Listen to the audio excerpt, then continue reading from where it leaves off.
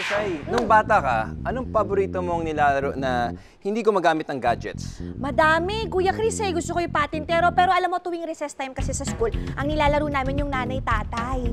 Nanay-tatay? Ano yun? Naku, madali lang yung Kuya Chris. Ganito. Sige, Ito lang yung nga. basic hand gestures natin, Okay. hand moves. Up, ganyan. Up and down yung kamay, Okay. opposite direction. Tapos, push, Okay. then clap. Okay. Ganon ulit, Ganon paulit-ulit lang. Tapos, pag natapos na yung kanta, ay pag magsisimula na yung kanta, magbibilang na ng 1.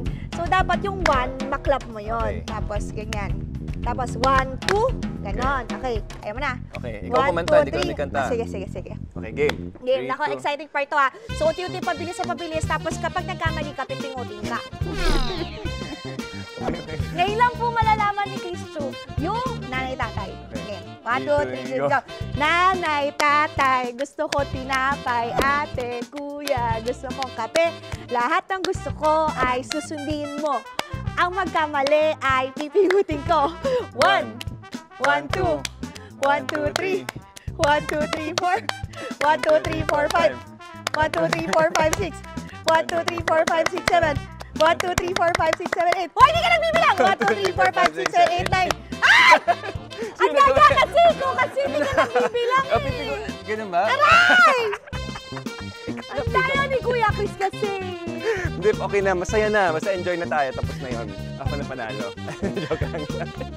Gusto ko lang rin si Ate Shai. Competitive kasi yan eh. Alam mo, napansin ko na concentration game pala ito, no? Dapat sobrang focus mo sa galaw ng kamay at pagbibilang din. Oo di nga ba? eh. Oo nga, no, ngayon ko lang na-realize, Kuya Chris, maganda pala tong game sa utak. No, ikaw kasi na-distract ako kasi gina-guide kita yung paano mo yung kakantahin. Okay, sige lang ako na may kasalanan. Ayan, tuloy sumobra yung clap ko. Pero alam mo ba na may ibang paraan para gumaling tayo sa pag-focus? Talaga? Oh, ito. Focus your attention because this is the answer to your question. Balikan natin ang ancient practice na subok na sa matagal na panahon. Focus ang inyong atensyon para sa meditation.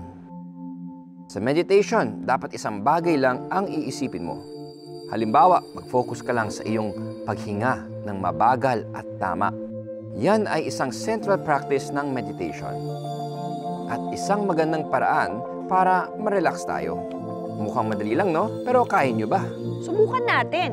Ipikit ang mga mata at mag-focus sa inyong paghinga. Inhale, exhale. Na-relax ba kayo? Kumalma ba kayo? Ibig sabihin, tumalab sa inyo ang pag-meditate.